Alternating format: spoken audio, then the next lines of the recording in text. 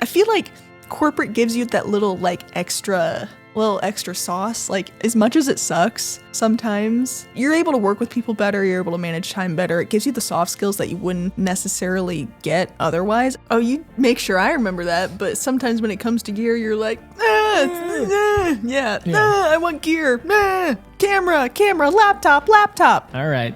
light, dome, tripod. I'm just looking at things. Mug. And we've gotten to this point because we've been spending the last 4 years aggressively saving many tears, many bad moments just to get to this point. Will there ever be a time where you are not uptight? I don't think there will be. And you're smiling like, I don't think so. If she's the one, then I'm going to make it so she understands my view on money. Oh, you made me understand it. And you got it. You did it. Was it worth it? That's questionable. Next question. Like, we were a good year into our relationship and we would talk about money. I would talk about money. We have all of these numbers and subtracting the debt, our net worth comes down to. This week, we're breaking down our Q2 finances. We're going to be talking about what we spent on our needs and our wants. We're also going to be talking about some hot takes on money and why it's such a problem in so many relationships. At the end, we'll be sharing our budget and revealing our net worth. Am I sure I want to do that? I don't know yet, but we'll find out. So you're going to have to stick till the end. Let's get into it, Half Past Crew. Welcome to Half Past Cha. Guys, welcome back to another episode of Half Past Cha. We're your hosts. My name is Suketu. My name is Hallie. And if you can't already tell, we're a married interracial couple, and that's what we talk about on this podcast. I'm Indian. I'm so white. We don't just talk about interracial couple stuff. We talk about relationships, and we get questions from you because you guys go to www.halfpastcha.com where you submit your questions and stories. We release new podcast episodes every single Monday at 7 a.m. So if you haven't already, make sure you subscribe.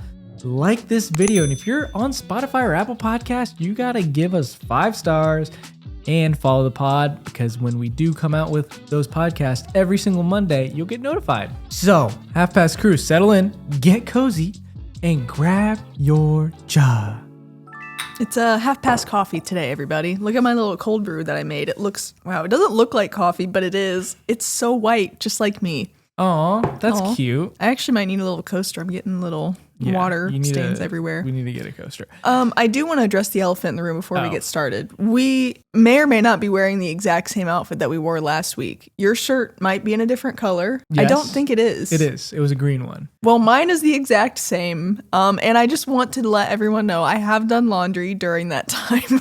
I don't live in the same clothes, but I was realizing as I sat down, did I wear this last week? Newsflash, Hallie is now a bum because she quit her job. I am unemployed. Just kidding. We are changing that mentality from unemployed to self-employed. Self-employed. All right. Guys, we're going to be talking about my favorite topic, money. It's Hallie's not favorite topic because it's a thing that's caused a lot of fights in our relationship, okay? And it's not been fun.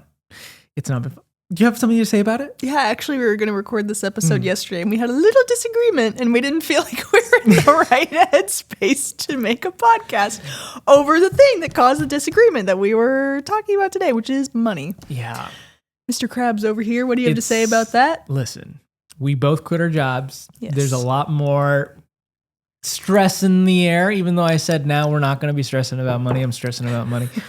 It's just a lot more, okay? It's just everything to do with money is difficult when it comes to being in a relationship. Yeah, and I would say too, again, because you guys know very well now, we've made it very clear that we are self-employed. It's just a big adjustment, right? Mm-hmm. In many different ways. And the financial responsibility and obligations that we have is one of them. It's a little bit more challenging realizing, okay, now we really... Before, it was easier to loosely stick to a budget, right? And be like, oh, we got a paycheck coming in 2 weeks. Now we don't have that. You know what I mean? So we just have to be a lot more aware of everything that we're doing financially. A lot of entrepreneurs or people in business, they'll say, it doesn't get real until you don't have those paychecks coming in. Because you kind of get pushed against a wall and like, oh, you got to figure it out. You got to make the money. You got to make it happen. And I think next month, we're going to get to that point of like, oh, we have to get there. Like, we have to make this happen. And it's caused me to think a little bit differently. But I wanted to share a statistic that I found. Statistics. The average American thinks that they need to make $520,000 to feel rich. And I wanted your opinion. What do you think? Do you need $520,000 to feel rich? I mean, I would certainly feel rich if I had that, but I guess no, I really don't need to make that much. What's your number to feel rich? Honestly, if we made 250 to 300,000, I would be like, dang. That feels rich. Yeah, that feels rich to me. Or like 200 even, honestly. Yeah. That to me makes a lot of sense. I like that. That's a good number. Yeah. I think 200, 300,000, especially for the kind of stuff that we do, we kind of need that kind of money. What? Well, that's what I was going to say. Yeah. I mean, so for the stuff that we do and for the stuff that we don't do, because I think I'm looking at that number, 520,000. I feel like people say they need that because they don't live beneath their means or within their means. Yeah. A lot of people, and I'm not hating because I used to do this too, but like, you don't have to get your nails done every week. You don't have to get a coffee every single day. You don't have to go out to dinner 4 or 5 times a week. You can actually cook at home. You can actually do your own nails and you can actually make your own coffee. Hence, like I have done here because we're poor now. So I think you don't have to I don't know. That's just my opinion. I personally, because we live well within our means and actually below, we live as if we're one person. I don't feel like we have to make that much money to be rich, if that makes sense. Because I don't have expensive habits. And hey, if you do, more power to you. If you have the money to do that and you want to prioritize yourself or do things for you and your partner or your family or whatever, do it. I'm not shaming anyone. However, you do got to cut out those things that you don't have to do to get to that point where you're doing the things you do want to do. See, and then when you get to the point where you're like, okay, I can do whatever I want, then do whatever you want. But if you're trying to save money, if your goal is to make X whatever in a year, then yeah, you're going to have to cut some things out. So my hot take is that no amount of money will make you feel rich.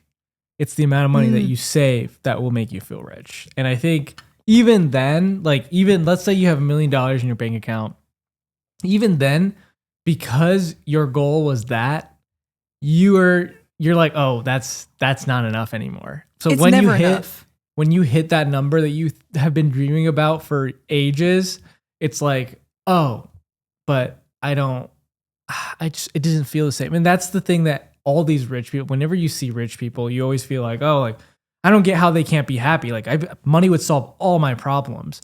When the problem is rich people have that number. They had the number. They had the $1 million number. Like, oh, I want to make $1 million. They make it. And they're like, oh, well, you know, it'd be really nice. 5 million. And then they get that and they're like, oh, you know, it'd be really nice. 10 million. Now that would be really nice, actually. And I think they start to realize that, hey, like these numbers don't mean anything. And in the fact that they sacrifice so much to get to that point, they start to realize some of the things that they did wrong and what they prioritized was wrong. I don't think any amount of money will make you feel rich until you fix the relationship with your money. That's a lesson really that we need to take for ourselves. Yeah, especially for me. Why is it important to talk about money?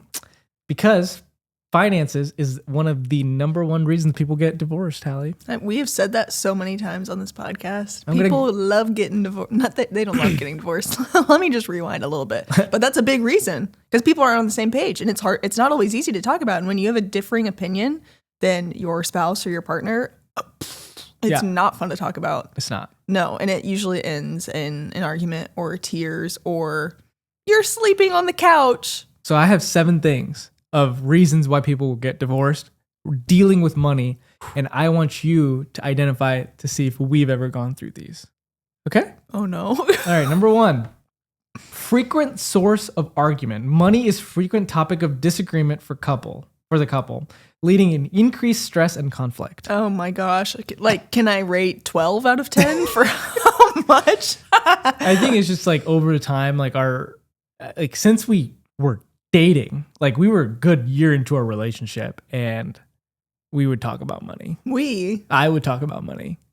Do you think honestly in high school that that's a really important thing to talk about? It's important to know maybe where the other person stands, but is it a common topic of conversation? The reason that I started talking about money so early is because I saw you and was like, this is my future.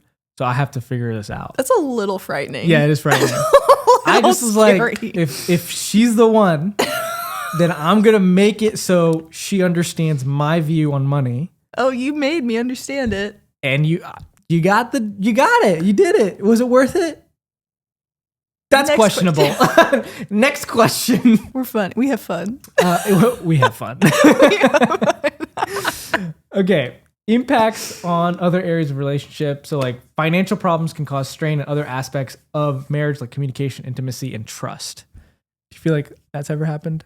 Communication, like we're not well, yeah, we definitely struggle to communicate well even now, because when you're going through something stressful or a big financial change, which we've had some of those in our relationship, nothing honestly extreme like some people have to deal with, unfortunately, but it has caused us to really not be on the same page and not communicate well and not really like. Oh, interesting. No, I'm kidding. I mean, it can happen. I've seen kidding. people go through the financial stress to where they physically can't think about anything else, and that it's a lot. I mean, money is the reason people can do things and give people the freedom to do anything they can think of, and so it is a very big stressor. And the next one is something that I don't think we have dealt with, which is hidden debts and spending habits. Secrets about debt or spending that you're not sharing with the other. The next one after that was spending habits, like differing spending habits, such as spouse being one of them being a saver, the other being a spender. So the hidden debts part, I don't think that's ever happened to us. We've never like hidden us buying something or us showing debt that the other person didn't know about. Unless it's your birthday present, then I try and hide it. But even then we have a joint bank account, so it's not like I can surprise you with anything. You still have credit card that I can't see, except one of our accounts can see everything. So lovely. What was the next one? Spending habits. Sorry, which one do you think you are? Saver or spender? Let me think about that one. That's the hard one. I would have to say I'm probably the saver, and you're probably the insane spender. That makes a lot of sense. Yeah. Major purchase disagreements. Yes. Disagreements about major purchases can cause to conflict. Do we have that? Yes. Do you know what? I'm looking at something that caused a major conflict right now. Sylvie? Nope. What? That white chair. Oh my God. I still remember that. Hallie walked out of the Target and was like, I don't want it. It's too expensive. No. It's because I said it was too expensive. And it was my money. I got this thing from work and it was fully covered. And he was like, that's way too expensive. You could find a really cheap one that you blah, blah, blah. And I found that chair. Okay, it's my reading chair.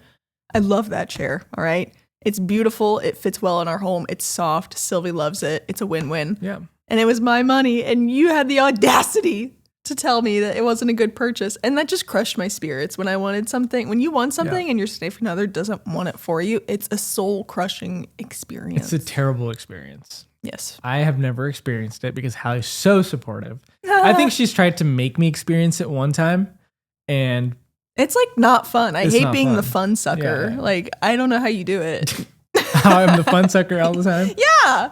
What the hell? Impact on lifestyle. So financial issues can affect daily life, leading to resentment of one spouse. Been there. Done that. Yeah. Financial infidelity. Its secret amounts of spending can cause significant damage to the relationship. I don't think we've experienced that. No, we're pretty honest. So that is everything that you need to know in current terms of relationships and money. Like, you need to focus on. I know a lot of people hate talking about money, and that's why Caleb Hammer's a thing. If you've ever discovered him, he's a great financial guy who like yells at couples for spending too much money. Can I just say that the financial creators that you choose to watch are like the most insane? It's because you have to be uptight. Insane. You have to. Who says? The only person that isn't insane is, what's his name? Ramit Sethi. Sethi? Yeah, You're adding an extra syllable in his name. Ramit, he's the only one that isn't crazy about saving every single dollar. Like, he wants you to live your rich life. And I think that's a good way to go about it. Whereas I think if you get into the zone of having a goal with money, I think it's okay to be extreme with it. I think it's okay. Because you can get to a point of financial freedom that allows you to do anything you want. Let me ask you this. Will there ever be a time where you are not uptight? I don't think there will be. And you're smiling like, I don't think so. I really don't know how, because I've done this since the first day I made $1 when I was 17 years old. At Subway? Yeah, at Subway, I made my first $17 paycheck, and I was like, dang, this is pretty insane that it's baller. Half my paycheck was taken by taxes. And so because of that, I was like, I need to protect this money. When I really started to focus on that, I was like, this is my life. And I've always had this number in my head where it's like, oh, like when I hit $1 million, like, oh yeah, that's gonna be awesome. Okay. But now money doesn't buy happiness, sweetheart. Now that we're reaching closer to that number, I'm just like, is 1 million really that important? Like, maybe like 5 million's the number. Oh my gosh. So like, this is what I was talking about at the beginning. Like, it's like, it's never enough. It's never going to be enough. You greedy sociopath. It's not that. It's just that I love you, but you're greedy. No, that's not okay. It's the fact that my relationship with money is not great right now. Yeah, you obsess over it. So I need to fix that. It's like people, I was going to say something sus. It's like people who have like bad addictions to bad things. It's like you're a drug addict. It is an addiction. This ketamine isn't enough. I need more.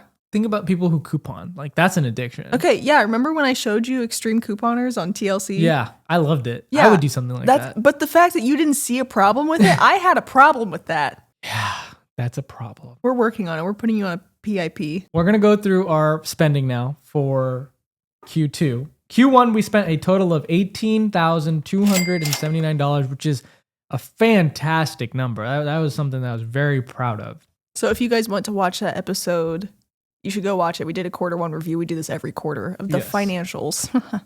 Go look it up. And so I want to go through April, May, and June of what we spent, okay? But before we go into that, I want to show you guys our budget. Our budget for our rent mortgage, we have a mortgage, $1,600. We've started doing bi-weekly payments to our mortgage to be able to do 26 payments instead of 12 payments, which has been awesome because now it's actually reduced our mortgage from like $1,650 to down to $1,600. It's pretty good. I mean, $50 savings per month adds up. Even though we're going to end up paying more, we're going to pay an extra payment every single year now. So that is nice. Utilities, our budget is $545. Got to keep these numbers in mind because I'm going to go through what we're actually spending. Our insurance now, so these numbers aren't reflected in what we just talked about, but our insurance for medical, auto, home insurance is now $1,133 a month. And this is because we are now self-employed. We have to pay for our own medical insurance. We have to pay for our auto and home. That stuff we've already paying for. But because we're paying for our own medical, it is $400 for me and $400 for Hallie every single month. And our deductible is complete trash. It's very difficult to find good insurance in America if you're working for yourself. Mm-hmm. You got to have a lot of money to get good insurance. And it's just how it is. This is just what we're going to have to do for the time being. So that is our budget, $1,133 for our insurance. Car transportation budget is going to be $140 a month. That includes our charging for our car and if we need gas or if there's any kind of big repair that we need to do for the car, which we usually don't, but every 2 years we'll bring it in to do any kind of oil change or whatever. The car that needs an oil change, we don't drive much, so we only take it in to do an oil change at least once or twice a year. Once a year, maybe, if that. But that's in case we need to do that. Debt payments, we don't have any debt. Groceries, when I say we don't have any debt, we don't have any bad debt. We do have our mortgage. Groceries and eating out, our budget is $600. What do you think about that? Good? Bad? This is a sensitive subject, this was the topic that caused us to film today instead of yesterday. Yeah. If you want me to change it, we can change it. So my logic behind it is we have a $400 grocery budget and we have a $200 eating out budget. But $200, okay, so to me... That includes coffee, yes. That's what I'm saying. So do you want me to add extra 100? or 50? 50. Okay. I think sounds reasonable. Because to me, in my head, honestly, now because we are self-employed, one of my favorite things to do, and not that I have to buy a coffee if I go, but I love getting out of the house to work. And I think if we just add a little extra for coffee, that would be wonderful because we love to go work at coffee shops and just we share one coffee. It's not like we buy two, right? So that'll go a long way. Yeah. But I'm just saying there's a place around our house that I really wanted to go to. And I think that would be fun. They have a very delicious iced vanilla latte and another latte. Excuse me, another latte that I really want to try. So if at any point you want to go, just let me know. But Perfect. I think 25 to 50 is good. And I don't imagine we're going to spend $50 because we just got a Dunkin' gift card to Slay, which will last us a while. And it's not like we get coffee every day. We get coffee like maybe 1 to 2 times a week, which is pretty good for the average couple. And we split one. So I'm good with that. Okay. What do you think about that? Yeah, that's great. So $650 for groceries and eating out. I like it. Phone bill, $50. And subscriptions like our Netflix, or we don't have Netflix. We use Hulu. If there's any kind of Hulu and Disney is the bundle. We have right? we have that. We have your massage, which is $70 a month plus tip. So then we have tip on top of that. I added that in there. Then we have a lot of other subscriptions, most of them dealing with our business. So I'm including all of the subscriptions that we have for like Squarespace, for YouTube Premium. YouTube Premium. Everything to do with that is around $301 every single month. That sounds like a lot, but when you more than half of it, only $20 of it is not business related. Or sorry. Yeah, only $20 is not business related. So all that is very necessary. Miscellaneous. This is just 15% of things that are going to happen every single month. And sometimes we won't, but $663 is miscellaneous. That means in case of emergencies, like there was a time where the dishwasher broke or we needed to get a new dishwasher. Dishwasher was $450, so it covered that amount. So that budget stays at that. So our total fixed cost is going to be $5,082. And then in terms of savings, I like to have $583 to me, and Hallie has $583 to her. Why is that so specific? It's because in a Roth IRA, you can only contribute $7,000 a year. So we do that every single month to get to the $7,000 by the end of the year. And then in stocks, minimum starting now, it's going to be around $1,000 a month. And what we've been doing in the past for the last year, I'd say, is around like $5,000 to $10,000 a month. And that's because we were getting so much more income because of work that we were able to invest so much into our retirement accounts, but also our brokerage account and our savings to be able to do what we've done, which is quit our jobs. Mm-hmm. Now we're going to slow down on some of that investing to be able to invest back into the business more. So our investment total, $2,166. Vacations, I have $0. Gifts, I have $0. Long-term emergency fund, I have $1,000 a month, leaving us with $1,000 to spend freely, but that is if we make a gross income of $16,000 a month. Think we can make $16,000 a month gross?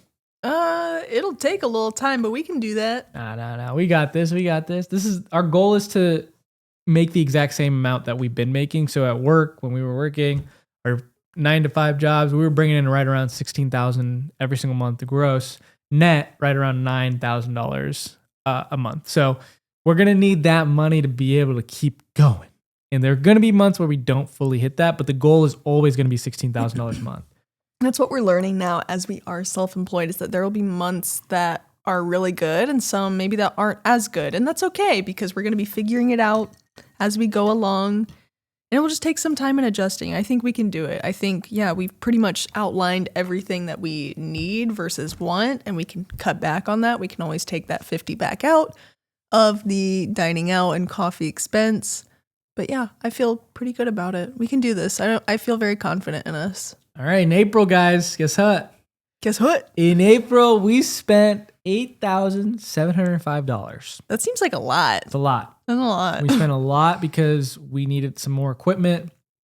We had a lot of camera equipment to buy. We bought $2,509 worth of camera equipment for the biz. That'll do it. That'll do it. So that is all business expense. So, hey, it's not too bad. We spent a lot on Amazon as well that month. But we were in New York City at the beginning of this month. That is where a lot of our next expenses, which is we spent $1,205 on travel.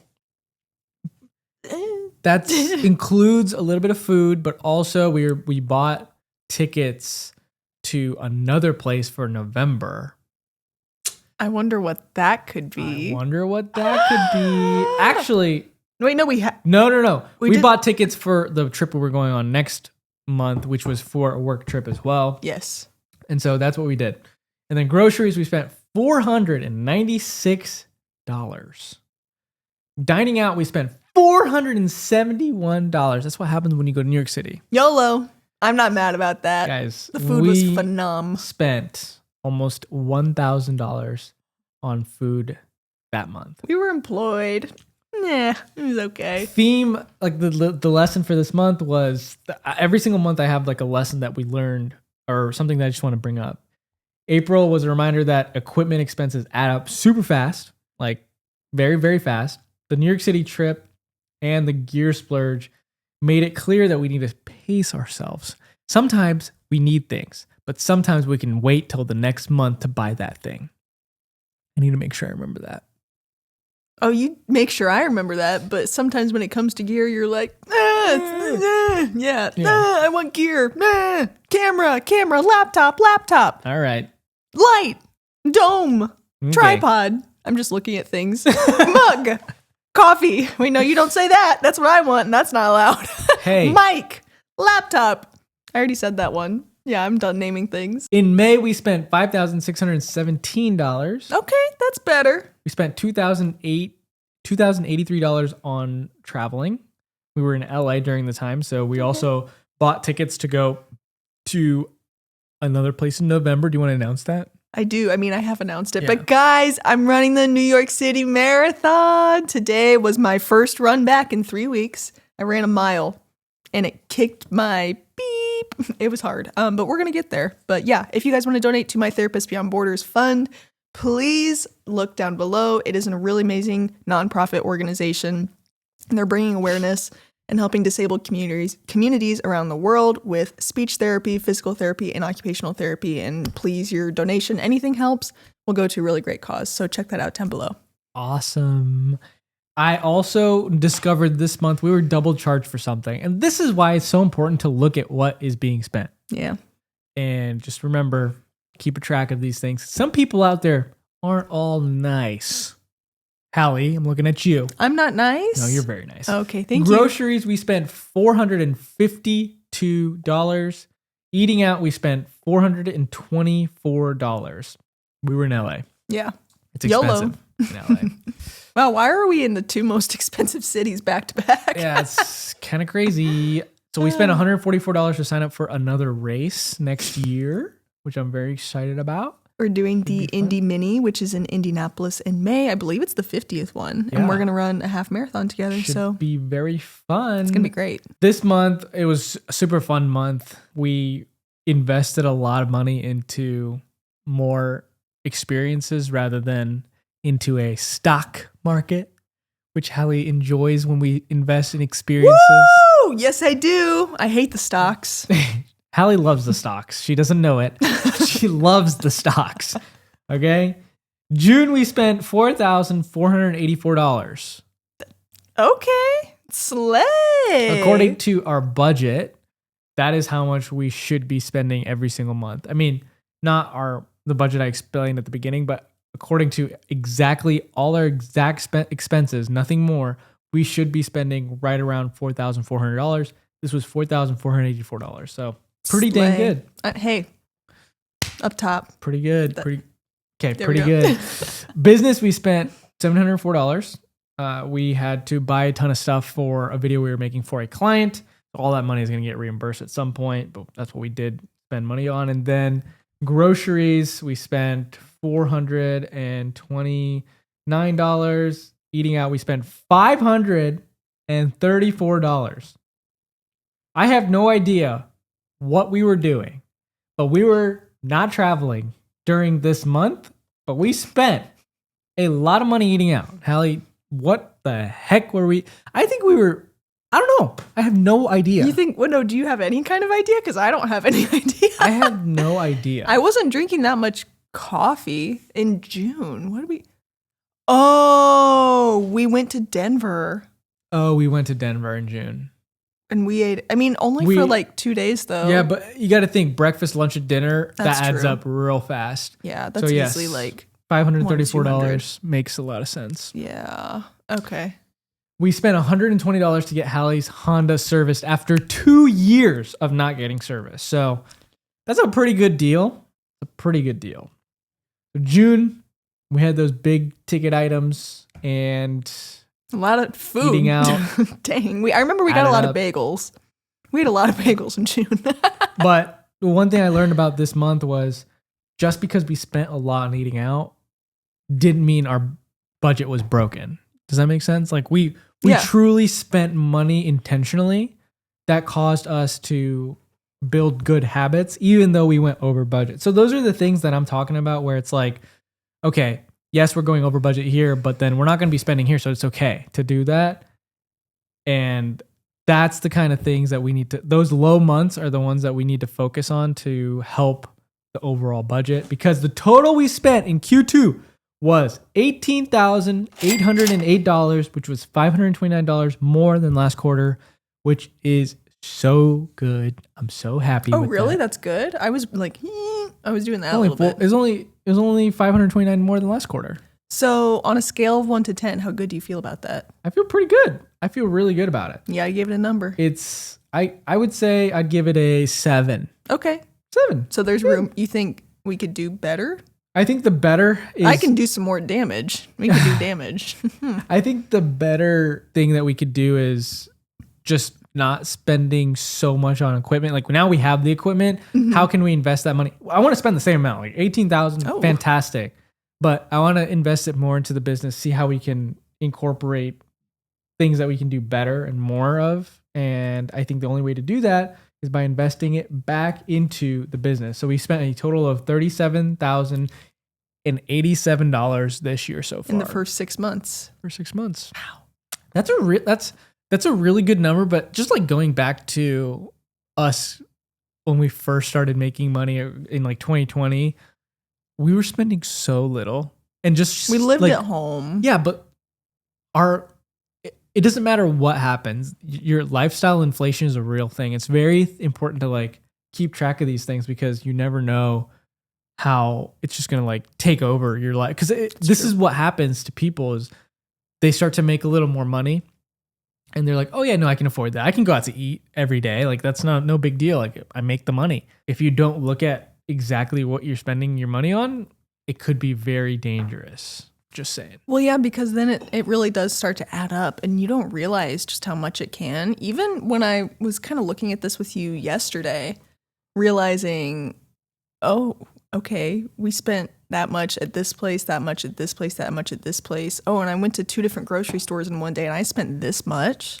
I mean, like, you know, we have looked at the numbers now and it's really not a lot, but still it surprises you sometimes when you don't necessarily think. And I know that's a privilege that we haven't had to really think about that. And some people don't have that option.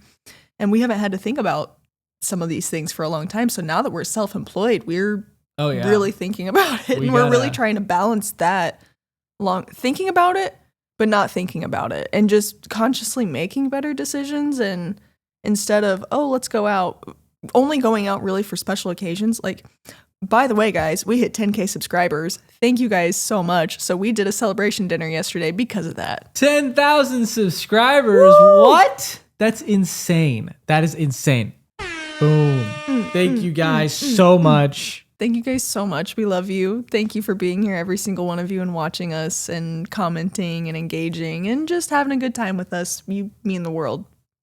With that being said, I did say that I was going to reveal our net worth. It's very difficult to talk about net worth. And I made a video about it on Instagram saying, hey, this is our net worth progression as a married couple.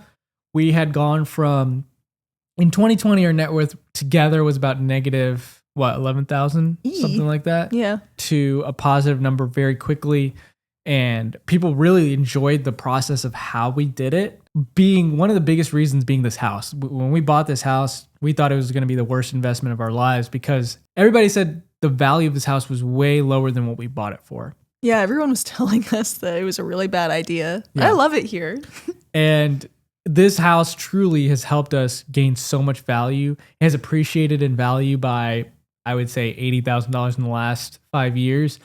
And it's been one of the best purchases that we've ever made. Probably the best. That plus us having, I'm also including like the cars into this. We both bought brand new cars in 2023. They have depreciated in value by 50% already. So that sucks. But we don't have to really worry about getting a car within the next 10 years, which is really a peace of mind thing for me. We have two reliable, good cars that we can keep for such a long time that I'm so happy with. We live in a state where we have to drive a lot, so it's important to have good, reliable cars. Yeah. And then our savings is our investments and savings, and then the debt. So I'm going to go to the debt first, and then everything else I'm going to add to what we have. So the debt, we have about $229,000 of debt, all being the mortgage. Mortgage is at a 2.875% interest rate, so I will not be paying that off anytime soon because the market is returning so much more than that. Doesn't make any sense to pay off the house. So that is going to be a very slow 30-year mortgage. In 30 years, we'll be in our 50s. I'm paying it off a little faster than 30 years. I think I'm cutting it down 7 years, so it should be right around 23 years to pay it off. So I'm excited so long. to pay it off a little early. Yeah, but oh my gosh, where are we going to be at in 23 years? We're probably not going to be in this house in 23 years. Don't say that. We'll see. We have about a little over 400,000 in assets. Investments, we have a little over 350,000 in savings. This is because we are self-employed right now. We have a year's worth of savings, which is right or a little over 100.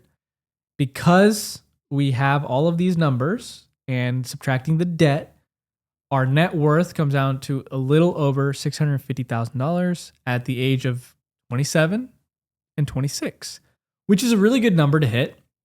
I think usually around this age, you want to try and hit 150,000 in net worth.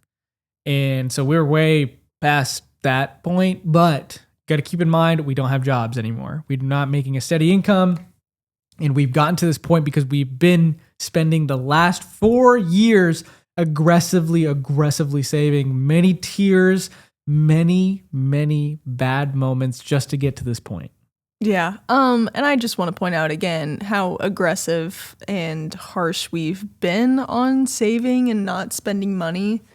It's not easy, guys. I know it's easy to watch somebody maybe on a podcast and be like, oh my gosh, that's so amazing. I want that so bad. But honestly, it's been challenging for both of us, and you especially, because it is something that you can't help but really obsess over. Not in a bad way, but it's something that you've always really had in the back of your head. It's always what drives your decisions. And we've really had to figure out how to talk about that as a couple so that it's not really triggering for either one of us, so that we can calmly talk about it and come to a conclusion, like us talking about the coffee thing here. Like, that's a good way that we can talk about things, right? Coming from a place of curiosity and wanting to learn.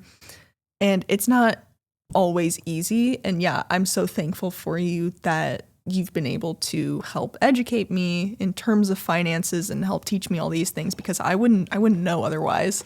And it's been really helpful, and I'm just thankful that we are where we are today. Mm-hmm. And anybody can do it, really. It is hard, and you have to make a lot of sacrifices, but you can do it. So don't let this discourage you thinking, oh, I can never save money, or like I can't do this. Or even if you don't make a ton of money at your job, it's all about the decisions that you make, right?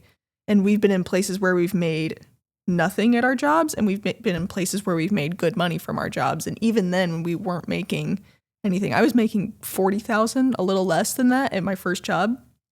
And even then, I still saved and was able to pay off my student loans. But it all comes down to making sacrifices, like living decisions with your parents and not That's having... not a sacrifice. I'm just saying, but not everybody gets that luxury either. It is a luxury, and so it's hard in many ways. But you can do it.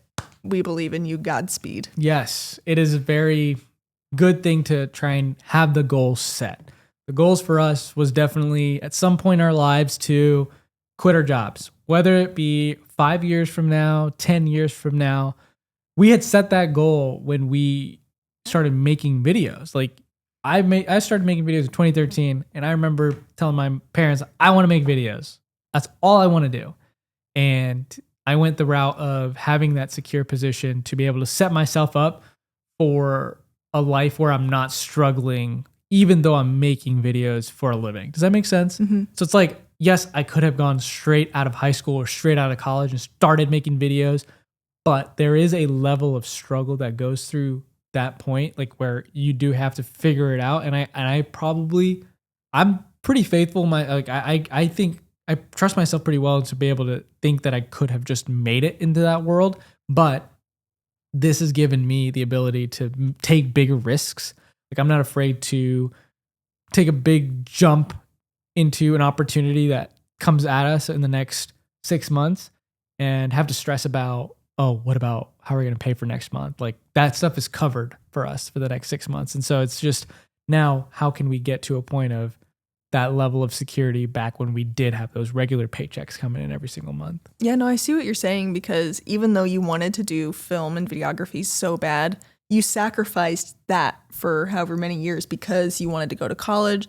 You wanted to, obviously get an education, get a degree in computer engineering, which you did, and then work in your job to give you so much experience in many ways, right? Like I feel like corporate gives you that little extra sauce. Like as much as it sucks sometimes, it is good because it gives you're able to work with people better, you're able to manage time better. It gives you the soft skills that you wouldn't necessarily get otherwise. I'm not saying that you can't, but also I'm thankful that we did it this way because we also started the business a long time ago, and we've been able to really build it up in that time and also build up ourselves and become better versions of ourselves and more mature and more responsible and be able to make these decisions and work better with people and sell ourselves better and that sort of thing. So I think it's really important, and I'm glad that we also did it to know what we didn't want to do in order to know what we fully want to do for the rest of our lives. There you go. Why did we make this episode? We have these things called the 5 pillars of S. Patel Productions / Half Past Chai. The first pillar on that list is transparency and accountability. We want to be as transparent with you guys as possible because I think this kind of information helps not just us, but it helps you guys understand what budgeting looks like, what it looks like to be in a couple that is trying to make it in this world, doing things that they love doing, taking these bigger risks. Maybe you're afraid to take risks. You can watch us take the risk, see if it works, and then maybe copy us in the future if you want to. And I think that to me is really inspiring because I saw all these people growing up that when I was growing up that were taking these big risks. And I wish I could do that. I wish I knew how to do that. And the one thing that I lacked from those creators and from those people is how are they doing it? How are they doing this and this? And how much money did they make there? And what opportunities are they actually seeking out? Like, how are they doing it? Nobody tells you how to do something. And it was so frustrating to me that I was like, you know what? I'll just figure out myself and then I'll share it with other people. I know there's many resources out there, but I really don't think there's enough. And so hopefully this transparency and accountability pillar will resonate with you all, and we'll release all 5 pillars soon. I'm excited to share with you guys. Hallie's made an amazing deck to show it off. It's going to be great. But that is the finance Q2 episode, guys. I'm so excited that we did this. Me too. And I just want to go back to what you said about transparency and accountability. Our goal from day one has to be as transparent with you guys as possible in any way, right? In many different ways. And I hope we've done a good job of doing that. We've really tried from our end to share some vulnerable things and, try and provide insight and advice on mistakes that we've made and how you can learn from them. And yeah, I think that's great. If you are somebody that you have something that you want to do, and you would be surprised how many people have told us, oh, I want to do this so bad, but I'm scared. Oh, but listen, you can watch us do this as we're trying to figure it out, whether we succeed, whether we fail. And we hope that you learn something from it. And that is our goal here. We want to be able to be a source of comfort. reliability. We want to be transparent with you guys. We're going to hold ourselves accountable on posting the good and bad things about all of this self-employment journey, and we're just here for you. So please know that we support you in your journey as well, and we're here for you. A reminder, everyone, you can visit www.halfpastshot.com to submit your own questions and stories. We're going to be doing an entire episode just on your questions from the website. There's a ton of long-form questions on the website, and we just need to spend more time with those questions. And so that episode will be coming out soon. And Half Past crew, guess what? We love you. We thank you for your support. And as always, we will see you next Monday at Half Past Shot. I've had to go to the bathroom for like 30 minutes now. Dang. You gotta pee or poop? I know you have to poop. I've been drinking coffee. I know, me too. So you gotta poop? Yeah. Dang. I know. We got a double poop situation. We gotta...